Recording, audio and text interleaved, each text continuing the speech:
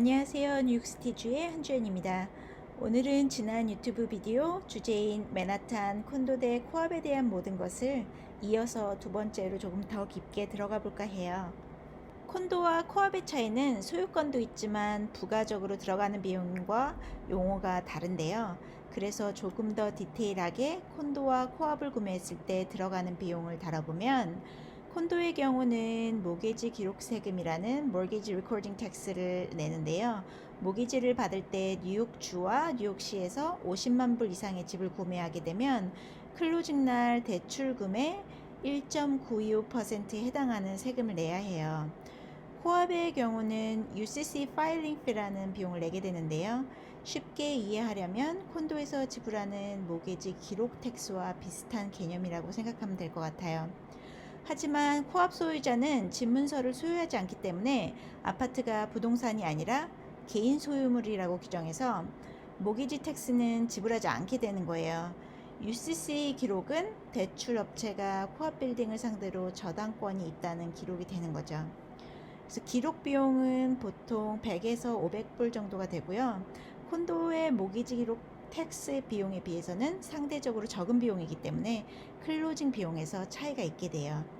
정리를 해보면 콘도는 개인 소유이기 때문에 모기지 텍스와 집문서를 등록하는 게 가능하지만, 코압의 경우는 개인 소유가 아닌 주식을 소유해서 타이틀 인슈런스인 부동산 권리보험과 모기지 기록세를 요구하지 않아요.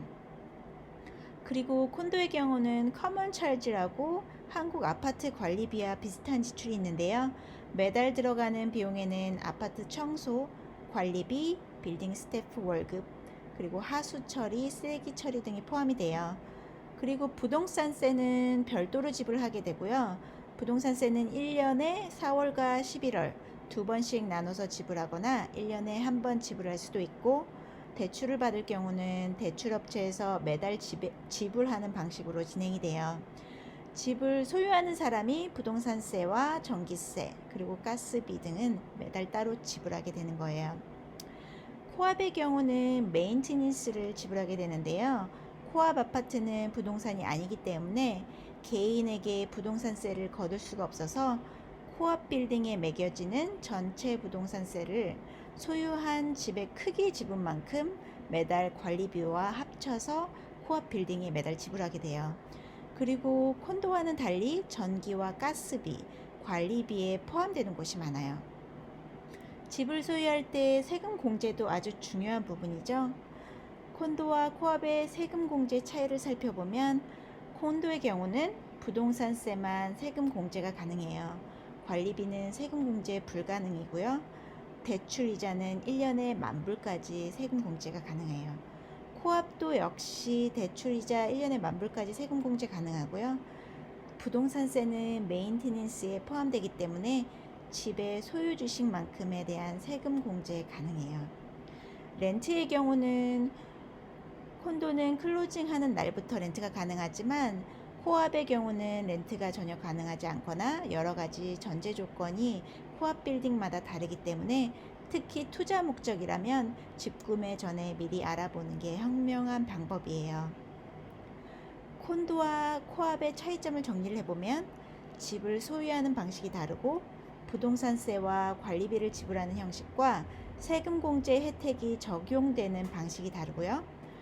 보드 승인에서 차이가 있고 나중에 렌트를 줄 때도 임대 가능 여부도 차이가 있기 때문에 집을 구매하기 전에 미리 여러 가지 상황을 고려해서 본인에게 제일 맞는 형태의 구매를 결정하는 게 현명한 거래가 될 것 같아요.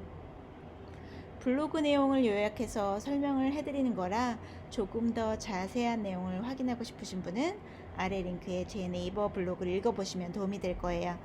코압과 콘도뿐만이 아니라 미국 부동산, 특히 뉴욕 부동산에 대한 더 많은 포스팅이 있기 때문에 평소 미국 부동산에 관심이 많은 분들은 확인해 보시면 좋을 것 같아요. 뉴욕 부동산 상담을 원하시면 제 연락처로 연락 주세요. 감사합니다.